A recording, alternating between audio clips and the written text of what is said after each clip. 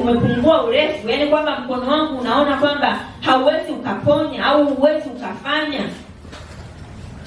Akaambia sasa utaona kwamba neno langu litatimiza kwako au sivyo. Na Mungu akaambia sasa utaiona kwamba vile alilolitamka kwamba Mungu atafanya. Ndio maana nikasema upo mkono wa Mungu wa kutuokoa katika hizo hatari, katika vitu vibaya. Upo mkono wa Mungu, upo mkono unaoweza kutuponya, upo mkono wa Mungu unaweza kututetea katika namna yote ile. Pia kipengele kingine cha mkono wa Mungu, nitaomba nisomee Matendo sura ya 11 mstari wa 21. Hata pia katika utumishi wako, katika utumishi wangu pia kuna mkono wa Mungu. Kwa mkono wa Bwana unaweza kukaa pamoja nasi na tukafanya mambo makubwa kabisa, matendo ya miujiza, ndio tukafanya mambo mengine katika utumishi wako. Nitasoma katika hii Matendo 11:21. Biblia inasema, mkono wa Bwana ukawa pamoja nao, watu wengi wakaamini, wakamwelekea Bwana. Amina. Amina. Hapa tunawaona hawa kina Petro kwamba mkono wa Bwana ukaa pamoja nao. Kwa hiyo katika utumishi wako au katika utumishi wangu pia tunatakiwa tuombe mkono wa Bwana katika utumishi wetu. Na tunawaona hapa katika utumishi wao waliokuwa nao, kwa kuwa waliomba mkono wa Bwana na mkono wa Bwana ukawa pamoja nao, watu wengi wakaamini, wakamwelekea Bwana, kwa sababu Mungu alikuwa pamoja nao. Hata walipokuwa wanaombea ni Mungu ndiye aliyekuwa anafanya. Hata walipokuwa akisimama kuhubiri ni Mungu ndiye aliyekuwa anafanya, kwa kuwa Mungu aliachilia mkono wake. Mkono huo tu sio kwamba tu tukiomba tu mambo mazuri. Bwana Yesu asifiwe. Pia tukimwasi hata Mungu. Ndio maana nikasema hivi, mkono wa Mungu kwetu sisi unakuwa baraka, lakini kwa maadui unakuwa ni adhabu. Nikaandika kipengele kingine, mkono wa Mungu utafanya njia pasipo na njia katika maisha yetu. Mkono wa Mungu utafanya njia pasipo na njia katika maisha yetu. Hii utasoma katika Hesabu sura ya 11 mstari wa 21 na 23. Hiyo utasoma mwenyewe, lakini leo hapa tutasoma Isaya 41 mstari wa 18 na 20. Tutaona mkono wa Mungu unapofanya njia pasipokuwa na njia, pale palipokuwa pamekauka, pale palipodhaniwa kwamba hapataweza kutokea kitu chochote, lakini upo mkono wa Mungu unaweza kufanya njia. Isaya 41 mstari wa 18 mpaka 20.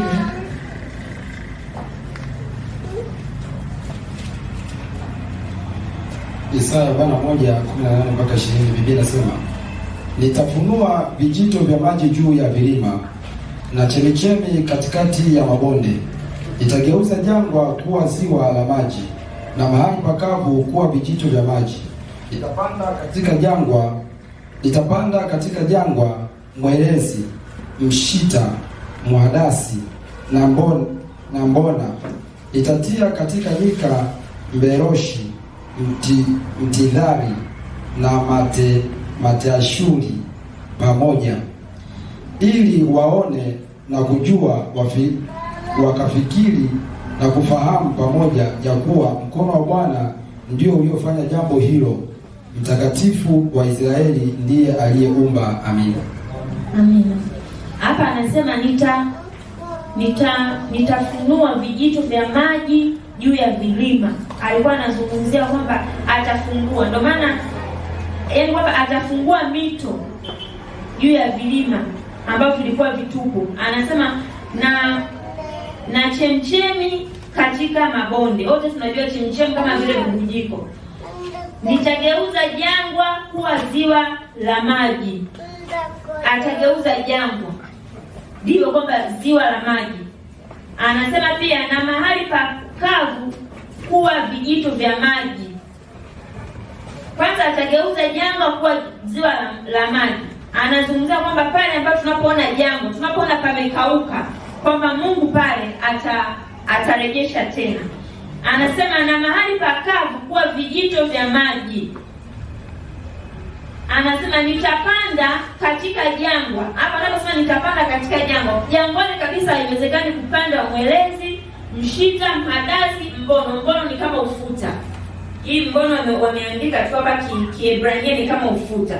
Jangwani kwamba haiwezekani kwa vitu vikapandika. Anasema hivi, nitatia katika nyika mboloshi, mtihidhari na mteshuri pamoja, ili waone akujua na wakafikiri na kufahamu pamoja kuwa mkono wa Bwana ndio uliofanya jambo hilo, mtakatifu wa Israeli ndiye aliyeliumba.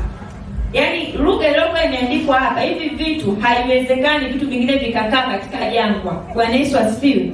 Lakini Mungu alikuwa anaonyesha kwamba mkono wake ulipokuwa unauweza, kwamba unawezekana hivyo vitu. Ndio maana nikasema hivi, atafanya njia pasipokuwa na njia katika maisha yetu. Nawe ungenilinda na uovu. Tumemaliza kipengele cha kwanza, mkono wa Mungu. Sasa tuko katika kipengele cha pili, nawe ungenilinda na uovu ili nisiwe kwa huzuni yangu. Alikuwa anamaanisha nini hapa aliposema nawe ungenilinda na uovu ili nisiwe na huzuni yangu? Sitaenda moja kwa moja kwanza uovu, ili tusaidiane kidogo hata dhambi ni nini, maana mtu anashindwa kuelewa dhambi, uovu, makosa. Je, hili ni neno moja au sio moja? Lakini tumeona katika Isaya 59 anasema maovu yetu yametufarakanisha na Mungu wetu, na dhambi zetu hataki hata uso wake atuone. Kwa hiyo tayari ni vitu viwili tofauti. Dhambi ni uasi, ni uasi wa sheria ya Mungu, ndio maana ya dhambi. Nitaomba nisomee waraka wa kwanza wa Yohana sura ya 3 mstari wa 4. Dhambi ni uasi wa sheria ya Mungu.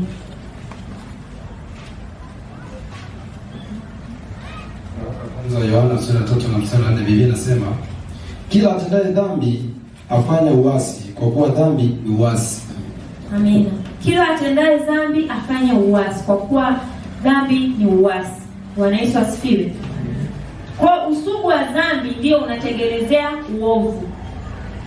Lakini tunaanza kwenye dhambi, unapokuwa ile usugu wa dhambi ile ndio inatengenezea uovu. Je, uovu ni nini? Uovu ni ile dhambi iliyokomaa. Yaani ile dhambi iliyokomaa, ile inayojirudia rudia. Yaani ni kile kitendo unajikuta mtu unafanya kinajirudia rudia. Yaani kimeshakomaa tayari. Nitaomba unisomee Isaya sura ya kwanza mstari wa 16. Tutasoma tena na Isaya 59 mstari wa 2.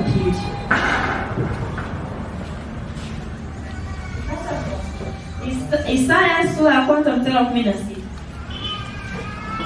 Isaya sura ya kwanza na mstari wa 19, Biblia 16, Biblia inasema jiosheni, jitakaseni, ondoeni uovu na matendo yenu usiwe mbele ya macho yangu. Acheni kutenda mabaya. Amina. Jiosheni, jitakaseni, ondoeni uovu wa matendo yenu usiwe mbele za macho yangu. Acheni kutenda mabaya. Na hiyo nyingine, hiyo ni Isaya 59 mstari wa 2. Isaya 59 mstari wa 2, Biblia inasema lakini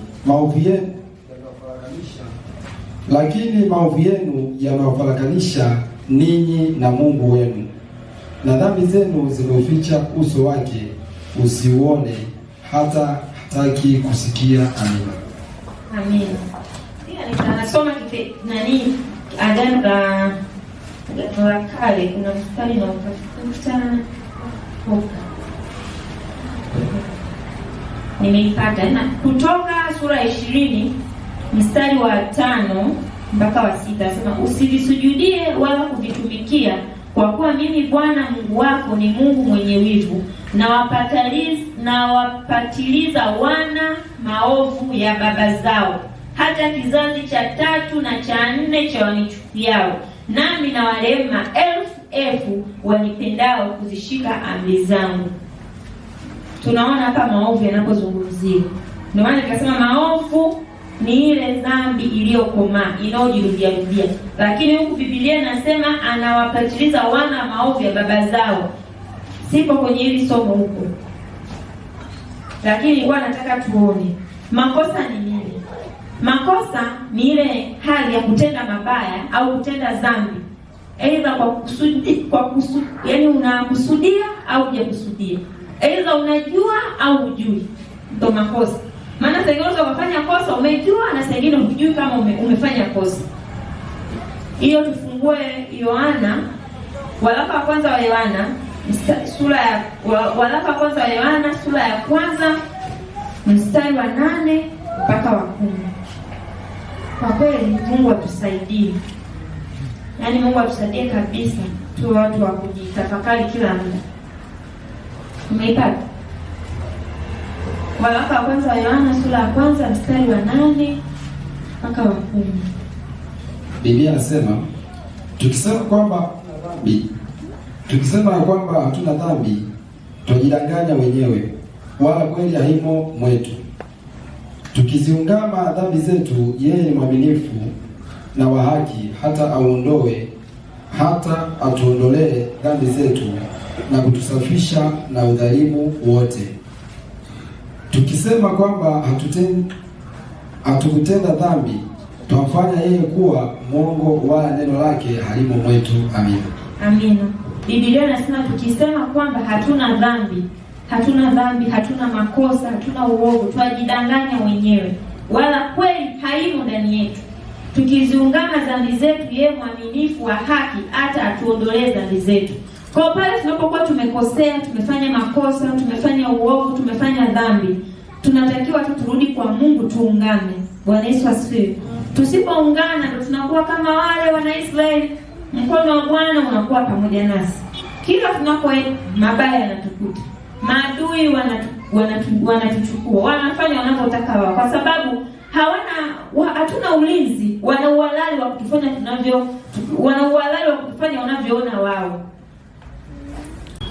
Uovu, neno uovu tayari tumeshaliona kwamba ni ile dhambi inayojirudia. Siwezi kutolea mfano, lakini kila mmoja anajua kile kitu ambacho kinakuwa kwake kinarudia. Kama ni uzinzi, ukiomba toba unajikuta unajirudia. Kama ni uasherati, kama ni uongo, kama ni yani ile jambo linalojirudia lile linalofanya, huo ndio uovu. Bwana Yesu asifiwe. Na tayari tumeshaona tofauti ya dhambi, kwamba dhambi ni ule uasi wa sheria za Mungu. Sheria za Mungu zipo nyingi. Asije akafanya ule uovu ulioleta huzuni katika maisha yake, au asijikuta anafanya dhambi ambayo inamletea huzuni katika maisha yake. Bwana Yesu asifiwe. Na uovu ni kweli inaleta huzuni. Kuna siku moja ngoja nisimulie kisa kidogo. Tulikuwa na bamputi, tulikuwa tunaenda sehemu moja Itiso kama wiki mbili zilizopita. Nikamfungulia andiko moja, nikamwambia bamputi, mimi hapa nina swali na huwa linanisumbua. Nikamwambia kipindi Yesu amepelekwa kwa Pilato, alipofika pale, yule wakati wanabishana na yule akanamwambia yule Pilato akanamwambia Yesu, mimi nina mamlaka ya kukufungua wewe au ya kukufunga. Akanamwambia hivyo. Lakini Yesu akaja akamjibu akamwambiaje? Aliyenitia mikononi mwako ana dhambi kubwa sana. Ule neno nikalitafakari, nikasema kwa hiyo kuna dhambi kubwa na dhambi ndogo. Nikaanza bambu, nikasema inawezekana basi ipo, lakini bado Biblia haizungumzi. Kwa nini yule aliyemtia mikononi mwa Pilato anasema ana dhambi kubwa? Kwa hiyo inaonekana yule Pilato basi alikuwa ana dhambi. Lakini wale makuhani wawili waliomtia wale Kayafa, inaonekana alikuwa ana dhambi kubwa mno. Nikajiuliza, nikasema lakini bambu, mimi nina swali. Nikamwambia mimi kabisa nimeokoka, naweza nikasema uongo? Ndio. Sisemi kwamba mkaseme, natolea mfano. Naweza nikasema katika maisha yake nikasema uongo au nikasengenya. Nikaendelea na utumishi, nikaendelea na wokovu. Je, kabisa nikaenda klabu, kesho nitakuja kanisani? Kama kweli na huwezi kuja. Bwana Yesu asifiwe. Yaani hata kama nilikuwa nimeenda kuvuta ile sigara, hata yani kuna tukitani hukumu na nitahisi nilionwa. Kumbe ana tarehe kuona mtu labda tu alipita aliniona au nilivyotoka guest. yaani ile hukumu utaipata, ile huzuni utaipata. Bwana Yesu asifiwe. Ndio maana nikasema nikamuuliza Bamkuti kule maswali yangu naye akanijibu. Bwana Yesu asifiwe. Hilo na jeli kwa linanisumbua. Lakini hapa tunamwona, turudi katika mada yetu, tunaona kabisa hapa huyu Yabesi aliamua kumwomba Mungu amlinde na uovu ili isiwe na huzuni. Lakini Mungu amlinde na uovu. Mungu amlinde katika ile dhambi inayojirudia rudia. Mungu amlinde na ule uovu. Inawezekana labda upande wa baba yake au wa uzee cha 3 na cha 4. Inawezekana ni uovu wake mwenyewe, lakini aliomba Mungu amlinde ili aweze kumwepusha. Bwana Yesu asifiwe. Tusipomwomba Mungu hatutaweza kujiondoa katika uovu wa dhambi hata tufanyeje. Bwana Yesu asifiwe. Kwa sababu tayari tunaona uovu unaleta tabu, inaleta huzuni. Nitaomba unifungulie Mithali 10 mstari wa 22. Kwa sababu tunakuwa tayari tumesheka vizingiti. Katika Isaya 59 inatuambia kwamba maovu yetu yametufarakanisha na Mungu wetu, na dhambi zetu hata uso wake Mungu hataki kutusikia wala kutuona kwa sababu ya maovu yetu na dhambi zetu. Ndio maana nikasema hata kama tutaomba, tutakuwekea mikono, tutatoa na sadaka, tutafanyeje, utahudhuria ibada kila siku, utakuwa unaomba asubuhi, mchana, jioni, unasoma Biblia, kama hujatubia ule uovu, hujatubia lile kosa lililofanyika, au kama hujatubia iko kitu kwamba hii kitawezekana, ndipo utapoona mkono wa Mungu, kila kinachofanyika kinakuwa ni majuto, kinakuwa cha kuangamiza. Bwana Yesu asifiwe. Kila unachofanya hakifanikiwi kwa sababu mkono wa Mungu na yenyewe upo. Tumeuona mkono wa Mungu kwamba unakuwa katika adhabu na unakuwa pia katika baraka. Ila sisi tuna advantage kubwa sana. Tukimtegemea Mungu, mkono wa Mungu unafanyika baraka, ila kwa maadui zetu inakuwa adhabu. Lakini sisi wenyewe tukiasi kama walivyoasi wana Israeli, mkono wa Mungu utatutaabisha. Bwana Yesu asifiwe. Kwa mtu haijalishi, kuna mtu mwingine haijalishi mbele za watu au mbele za watu wengine wanakuitaje, labda wanakuita majina yenye laana au wanakuita majina ya kiovu, labda huyu ni kibaka, labda huyu sijui ni malaya, labda huyu ana tabia fulani, labda huyu, yani majina ya kiovu. Lakini hata kama ulipewa na hilo jina lina maana hiyo, kama mimi hilo jina langu nilopewa ambalo nilikuwa silitaki, kwamba ni cha kuachwa, nikasema hili jina sio la kwangu, hata kama ulipewa hivyo, lakini yupo Mungu pale ambapo utaamua kumaanisha. Na unamaanishaje? Ni kwa kutubu tu. Bwana Yesu asifiwe. Na usipotubu, Mungu hawezi kuachilia ile nguvu yake ya kufanya wewe uache iko kitu. Lakini pale utakapoamua kutubu, ndipo Mungu ataachilia ile nguvu. Utajikuta hata kama ulikuwa unywa pombe unaacha. Utakuta ulikuwa labda unaiba unaacha. Unajikuta ulikuwa unafanya uzinzi unaacha, kwa sababu Mungu ataachilia nguvu yake itakao kusaidia na atakuokoa katika hiyo hali. Bwana Yesu asifiwe. Ndio maana Yabesi aliomba kwamba, na akaomba Mungu, naomba unilinde na uovu ili isiwe katika huzuni yangu. Na nikasema huzuni iliyokuwa inazungumziwa hapa ni huzuni ya kiovu, huzuni ya tabu aliyokuwa anazungumzia Yabesi. Ili tuweze kutoka huko ni lazima tukubali kung'ang'ana na Mungu, tukubali kumcha Mungu na tukubali kutubia iko kitu. Bwana Yesu asifiwe. Ndipo mkono wa Mungu utakuwa pamoja nasi, na sisi pia Mungu atatulinda na tutatoka katika jambo lolote lile ambalo lilokuwa linatusumbua.